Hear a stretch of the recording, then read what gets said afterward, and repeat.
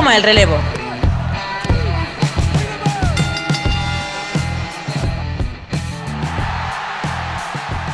Bienvenidos un día más a Hot Tag, yo soy Santiago Tomás y en la Wrestling Live de hoy vamos a hablar de la carrera de uno de los luchadores, si no el más importante de la historia de WWE, y un hombre que ha marcado el ritmo para al menos 3 generaciones de fans. Me refiero obviamente a The Undertaker. Recordad que podéis suscribiros, dar la campanita y seguirnos en Twitter, en @HotTagYT. Repito, @HotTagYT.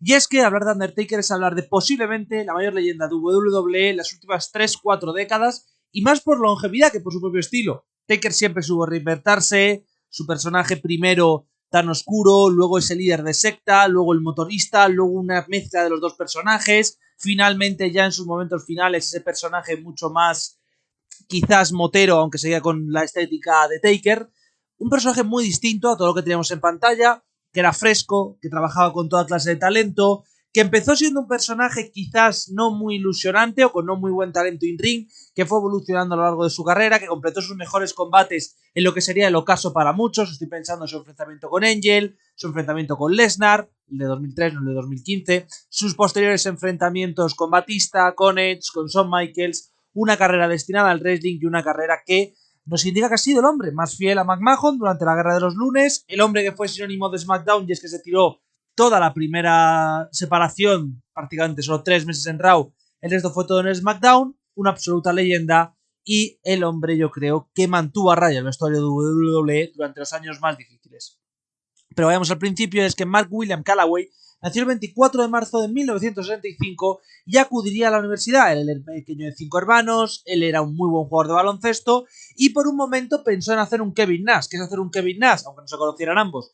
Irse a Europa a jugar al baloncesto. No obstante, Taker no estaba muy convencido por la idea y decidió que sí iba a dejar la universidad, pero se iba a centrar en otros deportes, en este caso el wrestling. Empezaría a entrenar en su propio estado de Texas, lo que pasa es que no estaría contento, no era bien entrenado en su opinión, tampoco había mucha emoción allí, así que decidió dar el salto. Debutaría primero bajo máscara, lo cual es curioso con el nombre de Texas Red, pero posteriormente daría el salto a Continental Wrestling Association, es decir, a CWA, donde tendría muchos gimmicks, no encajaría ninguno, aunque la figura que más encajaba con su personalidad era una figura muy dura, muy brusca y sobre todo muy dominante. No obstante, quien se fijó en él, que era una empresa mucho más grande, era WCW. Y aquí tenemos el inicio de lo que yo llamo los años horribles de Taker, que vienen desde este fichaje con WCW hasta casi el año 98. Y el tema posteriormente es que yo digo que son sus años horribles porque lo que pasa no es bonito. En WCW debuta como Min Mark Calus, le hacen tag team de los Skyscrapers, parece que va a funcionar, se marcha Dan Spivey, se queda en la midcard junto a Paul Heyman, y aquí es donde llega el drama. Porque pasado un año él tiene que renovar. Todo hace indicar que va a renovar con la empresa, que él está contento allí, y llega Ole Anderson y le dice: oye, te está subiendo la parra, que nadie pagaría una entrada por ti. Esto no le hace ni pizca de gracia y decide que se va a ir a WWF. El tema es que a WWF no le interesa, es decir, a Vince McMahon se la suda, no conoce quién es, no tiene ningún interés, y Undertaker lo que quiere es tener una entrevista con McMahon para intentar convencerle. Aquí viene el drama. ¿Cuál es el primer drama? Hulk Hogan. Hulk Hogan afirma que él había conseguido la entrevista porque el Hulkster, porque tal. La realidad es que tanto cuenta Taker como cuenta Pritchard como cuentan el resto, es que Taker consigue la entrevista gracias al propio Bruce y a Paul Heyman, que son los dos encargados de hablarle maravillas a Vince de Taker. Tiene una entrevista, le mandan taping, el taping no le gusta a McMahon, dice que es un combate aburrido, el tema de la entrevista tampoco le emociona y McMahon le dice que tendría algo para él en el 91. ¿Cuál es el drama? Que Taker está tan quemado de WWE que decide pirarse. Claro, Taker no puede hacer nada, así que Taker se desespera porque se va a quedar sin curro en una situación bastante complicada. ¿Cuál es el tema principal de aquí? Que finalmente sí que consigue curro. ¿Por qué? Porque Vince le llama, le dice que si es el Undertaker. ¿Qué es el Undertaker? El Undertaker era un personaje que quería poner a prueba a McMahon de un hombre muerto que peleaba. ¿Cuál es el problema? Que Taker era muy pesimista con esto, porque había visto ya gimmicks muy malos en WCW, el gimmick no ilusionaba, y él mismo decía, pues a lo mejor me van a fastidiar un poco, por no decir una palabra más fuerte. Él era bastante negativo, pero dijo, bueno, oye, vamos a intentarlo, vamos a darle una prueba a ver cómo funciona.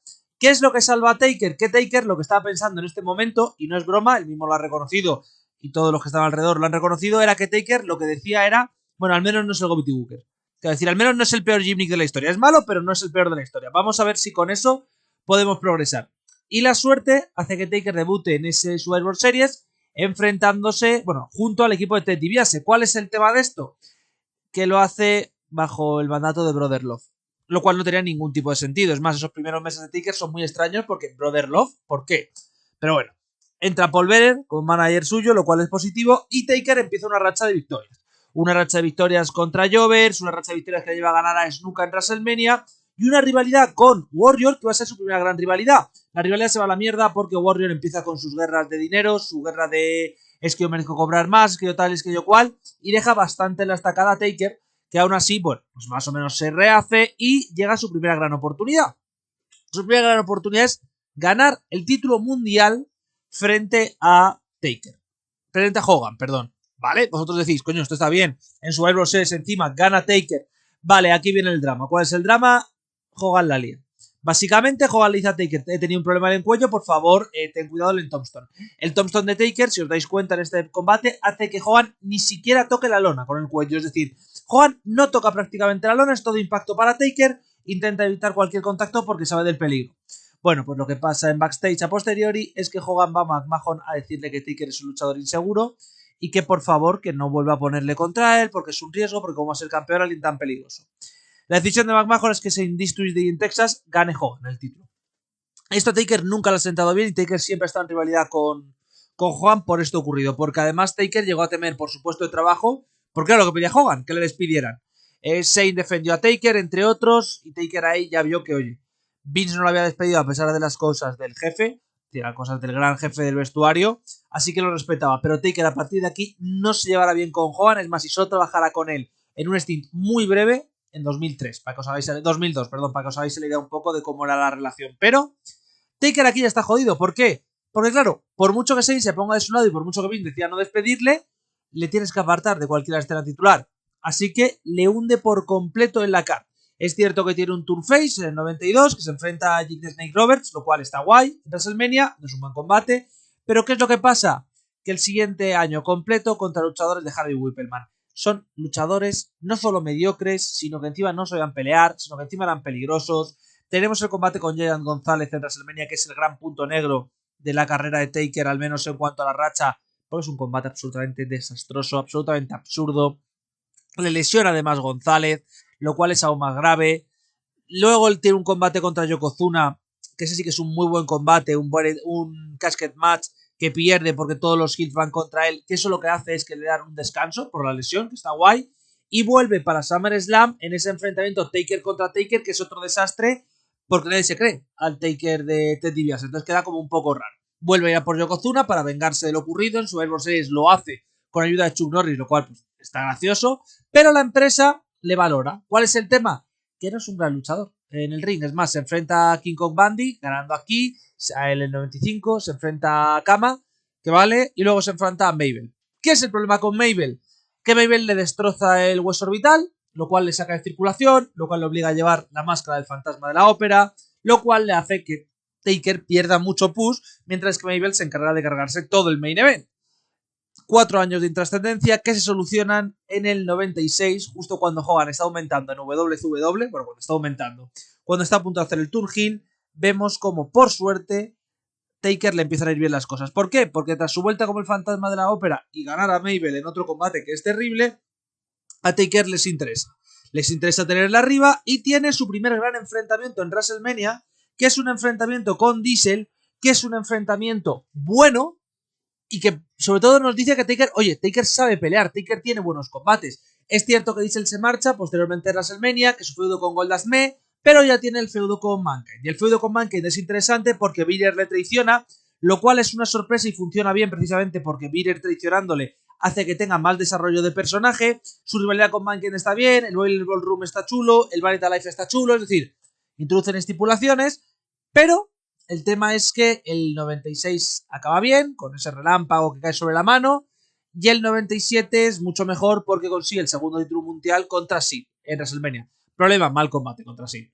Luego empieza una rivalidad con Mankind, empieza también Bearer a hablar del hermano del monstruo, de Kane. Kane no aparece en su reinado mundial, pero pierde el título contra Bret Hart en SummerSlam por culpa del árbitro especial. El árbitro especial es Shawn Michaels. Y aquí empieza su rivalidad con Shawn Michaels. La rivalidad con Shawn, no voy a negar que es divertida, corta eso sí, y acaba en Hell in a Cell. Ya sabéis todos qué pasa en Hell in a Cell. Básicamente Kane hace su debut, le da la victoria a Son, provoca que Survivor Series 97 sea un evento que, bueno, todos conoceremos, pero la historia entre Taker y Kane es muy buena porque Taker se niega a pelear con su hermano, porque va a pelear con sangre de su sangre, etcétera, etcétera, hasta que le ataca tantas veces que se harta y que en WrestleMania ambos se enfrentan con victoria para Taker. En Unforgiven también le vuelve a ganar, en un Inferno Match. El Inferno Match era obvio que lo iba a ganar porque uno de los dos estaba totalmente tapado y el otro no. Evidentemente no se podía quemar un luchador. Pero claro, aquí Taker está en una encrucijada un poco rara. Es un personaje súper oscuro, súper mitológico, súper tocho, en una era donde la mayoría de personajes no funcionan. No funcionan, me refiero a que están en un estilo mucho más realista. Bueno, por decisión que toman es que tenga un combate contra Mankind en Hell in a Cell donde casi mata. Es en King of the Ring, es dentro de la Hell in a Cell, donde casi mata a Mankind. Esto hace que Taker pase a ser un personaje mucho más líder de secta, mucho menos especial en cuanto a poderes y mucho más psicópata. Aquí tiene además su primera asociación con Kane, Brothers of the Extraction, se quedan durante poco tiempo pero funcionan, y luego él mismo genera ese Ministry of Darkness, haciendo el Turn Heel, uniéndose a Bearer y formando, por así decirlo, un nuevo grupo cuyo objetivo es la dominación de la empresa. ¿Cuál es el problema de Ministry of Darkness? 1. Las lesiones que tiene Taker se notan un montón. 2. Lo que hemos dicho del personaje. Y 3. Y lo más principal, la historia ahí no tiene sentido. Taker funciona muy bien en esa autoridad heel ultra dominante. Taker funciona muy bien liderando el grupo, haciendo los sacrificios, secuestrando a Stephanie, el Where to Stephanie, que luego, por cierto, harán una referencia a ella durante el último round de Taker. Es decir, funciona muy bien. Pero claro, luego se une The Corporation, que no tiene sentido. Luego de The Corporation se une Vince McMahon como de Higher Power. Y de repente Undertaker queda totalmente diluido porque ya no es un personaje que tenga sentido. Entra en un equipo con Big Show, donde prácticamente le intenta controlar, pero no se llevan bien, pero no se enfrentan. Y al final Taker empieza a tener problemas serios de lesiones y tiene que parar para recuperarse. Aquí hay un tema, y es que es donde Kevin Nash dijo que él intentó reclutar a Taker para WCW. Que hubo oferta es cierto. El cuánto de cerca estuvo Taker de WCW parece que no fue del todo verdad y que Taker aceptó el cambio de personaje a el motorista. ¿Por qué? Porque Taker básicamente veía que su personaje no encajaba para nada en la actitud. Por tanto, en el año 2000, ahora sí que sí, sale ya como ese personaje de motorista, ese personaje de tipo duro, que bueno, funciona bien porque se basa más en su vida real, porque es divertido, porque es un cambio sobre lo anterior, pero es cierto que no llega a las cotas del premio. Como The American Badass debuta en Judgment Day, en el main event, interviniendo él mismo, se transforma en face, consigue el título junto a Kane, lo pierde, Kane le traiciona, ambos se pelean, Taker destruye a Rikishi en el Hell in a Cell de Armageddon, que es un combate súper divertido si no lo habéis visto ese Six Pack. Tras ello tenemos el camino hacia WrestleMania, que es un camino bastante porque se enfrenta a Rikishi, se enfrenta a Haku y luego a Triple H, que está bien ese combate. Y a partir de aquí empiezan los 3 años de Taker motorista, que son, entre comillas, decepcionantes. ¿Por qué? Taker motorista está con Kane haciendo equipo contra Austin y contra Triple H, ya sabéis, ese equipo totalmente extraño con todos los títulos en juego. Tras ello llega la Invasion, él se transforma en líder de la historia de WWF unido a Kane, enfrentándose a gente como a Kane, Jonah DDP, que estaba en aquel momento stalkeando a su esposa, que en aquel momento era Sarah. Es un momento donde Taker simplemente sale a destruir talento de WCW y ya está. No pasa más con él, no está más arriba, no tiene más funcionamiento y justo al acabar de Invasion además le transforman en heel porque gana el título hardcore, porque obliga a Jim Ross a besar el culo a Vince McMahon y tenemos esa rivalidad absurda con Maven, ese Big Evil en Raw durante esos meses que gana el título derrotando a Hogan, pero entra una rivalidad absurda con Flair, pierde el cinturón y no encaja y de repente le envían a SmackDown. Le envían a SmackDown, le envían junto a Lesnar también, lo cual nos incluye un Hell in a Cell donde tiene la mano rota, que es el primer gran combate de Taker a nivel de él tiene que llevar el peso.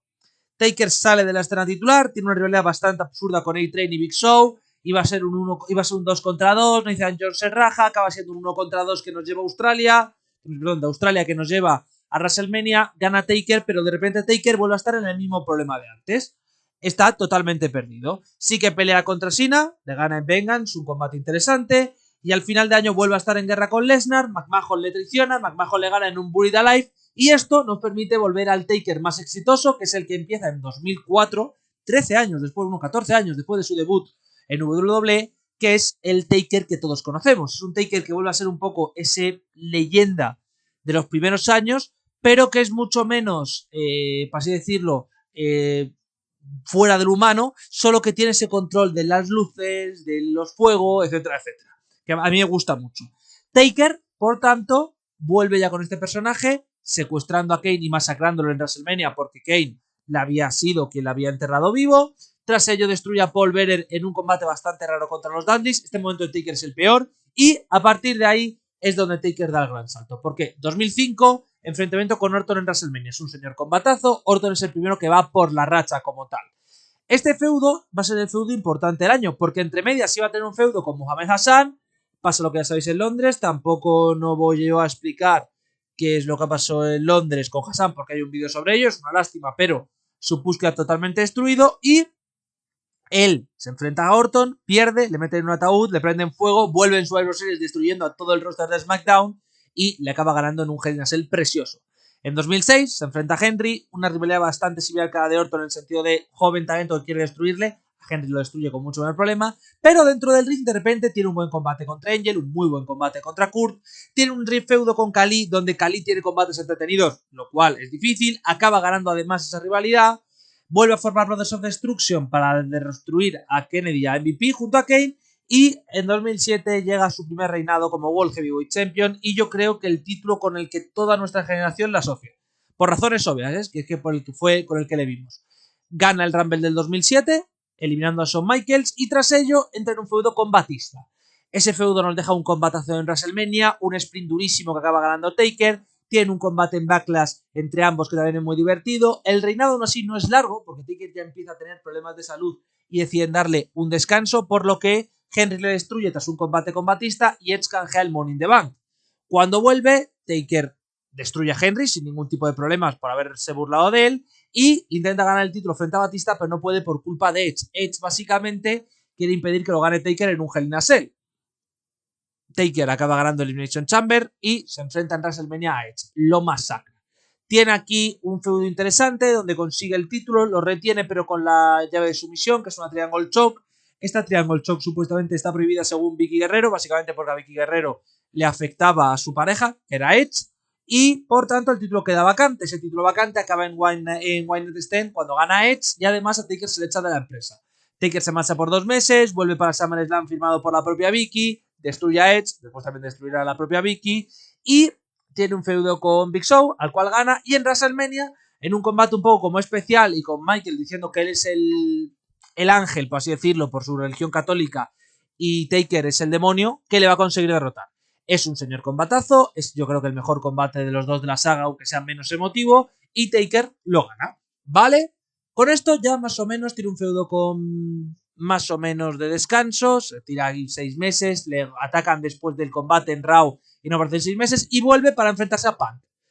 Le derrota después de que haya habido un screwjob en favor de Punk. Aquí es cuando hacen el Where to Teddy, burlándose de lo que pasó con Stephanie hasta que le dieron el combate, le dan el combate revanche contra Punk, Punk pierde en un Hell in a Cell, y tras ello tenemos que defiende el título en Royal Rumble, pero en Royal Rumble Michaels quiere pelear contra él. Lo que le dice Taker es que para pelear contra mí tendrás que ganar el Rumble y pelear la Elimination Chamber. No consigue ganar el Rumble, se vuelve loco Michaels y Taker tiene que defender el título en Elimination Chamber. Parece que no va a enfrentarse a Michaels en WrestleMania. El Elimination Chamber es un show muy peligroso porque básicamente la entrada, la pirotecnia está mal colocada y le provoca abrasiones. Aún así él aguanta todo el combate. Es un combate de media hora que aguanta con quemaduras de primer y segundo grado. Pierde finalmente contra Jericho por culpa del propio Son, que le traiciona y le ataca. Y tenemos el combate en WrestleMania 26 donde si pierde se retira Michaels. Es un señor combatazo, todos lo conocéis, lo acaba ganando Taker. A partir de aquí la carrera de Taker ya es de part-time y solo para WrestleMania. Tiene un mini feudo con Kane para el reinado mundial de Kane, el cual es destruido por él. Desaparece por un ataque de Nexus. Pelea contra Triple H en WrestleMania. Le gana el primer año. El segundo año es el Hell in a Cell, que es otro señor combate, el de Faira, que acaba ganando Taker. Aparecen momentos muy concretos, en plan el SmackDown 900, el Raw 1000, el show no sé qué, el show no sé qué antes. En el resto no aparece. Tiene el enfrentamiento con Punk en WrestleMania 29, que es muy bueno. Y tiene el upset contra Lesnar en WrestleMania 30, en el cual pierde ante la desesperación del público que no entiende nada. Taker desaparecerá del foco, tendrá un combate contra Wyatt en WrestleMania 31, tendrá una rivalidad bastante absurda con Lesnar ese mismo año que acaba en un Hell in a Cell, se enfauda con The Wyatt Family, parece que esto va a ser el final, vuelve en WrestleMania 32 para enfrentarse a Shane McMahon por una caja y por el dominio de Raw que nunca nos lo explican, y tras ello tiene un feudo con Roman Reigns al año siguiente para que Roman Reigns le gane en lo que parece el combate final. No obstante, camino de WrestleMania 34, Cena le empieza a retar, Taker aparece, gana Cena, se acabó, y luego tenemos los shows de Arabia Saudí. No voy a explicar los shows de Arabia Saudí porque me parecen absurdos, porque el enfrentamiento con Triple H, con Shawn Michaels, con Goldberg, lo de Extreme Rules contra Styles, pero contra McIntyre y McMahon son absurdos, así que me voy a centrar en su último gran combate, su último combate de su carrera, el Boneyard Match contra Styles. Es un combate divertidísimo, súper cinemático, donde vemos a los tres Takers, donde vemos toda la carrera de Taker en un homenaje, donde vemos cómo Styles también luce genial, que acaba ganando, por cierto, el propio Taker en un final que ha dado para muchísimos memes. Tras ello, no volverá a aparecer, se retirará en Survivor Series. En un Survivor Series que es raro, porque es verdad que la retirada es bonita, a mí por lo menos me parece bonita, pero queda súper artificial porque no hay nadie, todo con un holograma de Paul Bearer, están sus amigos pero no se explica por qué son sus amigos. Era un final mucho más canónico el de WrestleMania 33, ganando a Reigns. Luego ha sido también Hall of Famer. Evidentemente el Hall of Fame fue prácticamente exclusivo para Taker por todo lo que había implicado, inducido por Vince McMahon.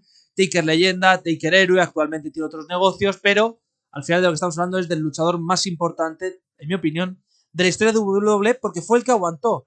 Fue el que estuvo antes incluso de empezar la New Generation, fue el que estuvo durante toda la New Generation, durante toda la Attitude, durante toda la Ruthless, durante toda la PG, y ha llegado incluso a después.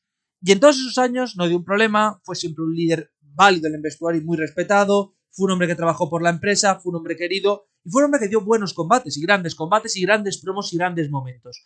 Es lo que hablábamos, creo que lo hablé con Alex Jiménez en algún momento, hace años, que Taker nunca había sido un gran wrestler, y es totalmente cierto. Si tú comparas los combates de Kurt Angle, por ejemplo, con los de Taker, Kurt tiene muchos más combates que sean tier élite o tier muy muy buenos.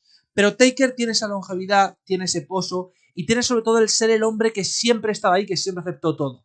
Cuando fue el hombre muerto, lo vendió a la perfección. Cuando fue el motorista, lo venció a la perfección. Cuando luego estuvimos ya en 2004, 2005, 2006, el personaje nuevo de Taker, que es el original, pero no mucho más humano, también lo funcionó a la perfección.